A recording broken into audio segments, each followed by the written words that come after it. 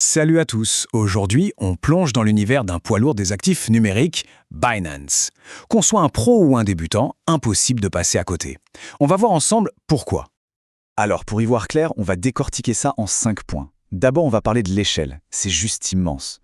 Puis, on va définir simplement ce qu'est une plateforme d'échange de crypto. Ensuite, on verra qu'on peut y faire bien plus que juste acheter et vendre.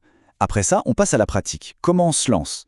Et on finira avec le nerf de la guerre, la sécurité. C'est parti. Pour vraiment prendre la mesure de ce qu'est Binance, le mieux c'est de regarder les chiffres. Et franchement, accrochez-vous, parce que ça donne le vertige. D'abord, il y a la communauté. Regardez ce chiffre, plus de 292 millions. C'est le nombre d'utilisateurs.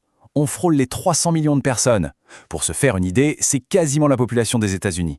C'est cette base d'utilisateurs gigantesque qui donne à Binance sa force de frappe mondiale.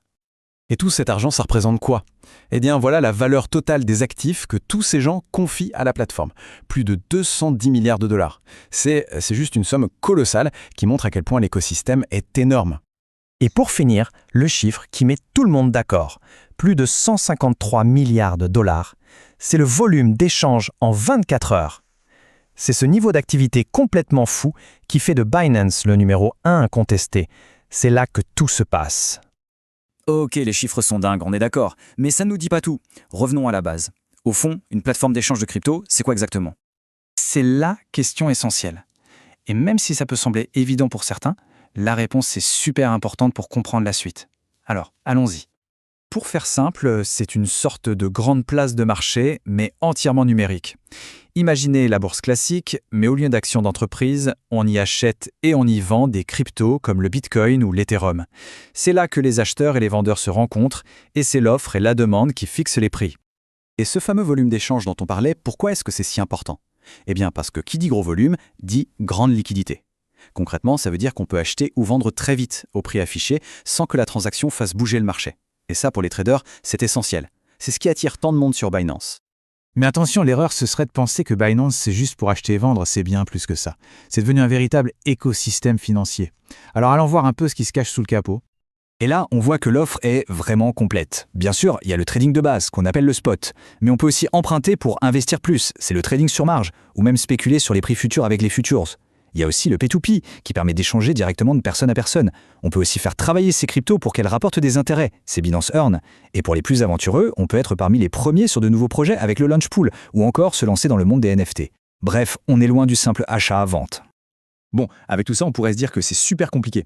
Alors, concrètement, comment on se lance? En fait, le processus pour démarrer est plutôt direct. On va voir ça.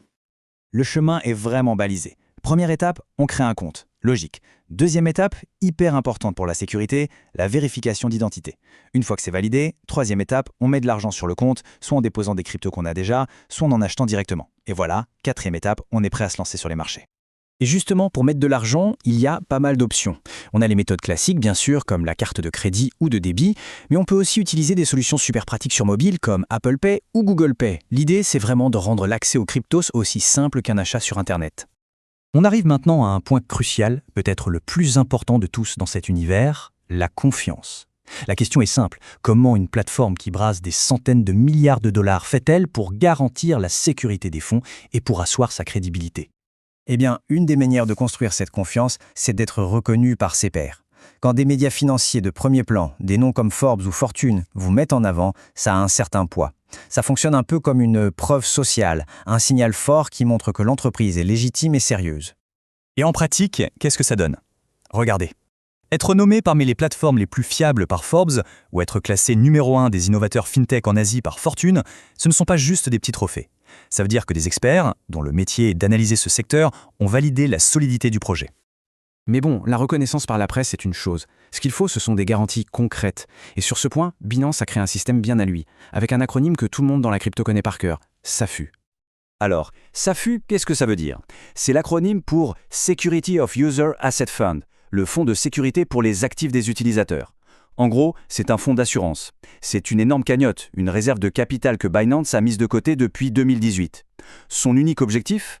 Rembourser les utilisateurs en cas de pépin majeur, comme un hack par exemple. C'est un vrai filet de sécurité, très concret, pour rassurer tout le monde.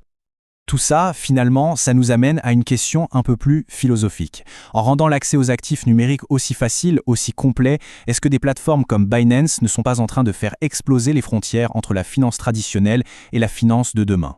Est-ce qu'on n'est pas tout simplement en train d'assister au début d'une révolution dans notre rapport à l'argent, à l'investissement, à nos finances personnelles ? La question est posée, merci d'avoir suivi cette analyse.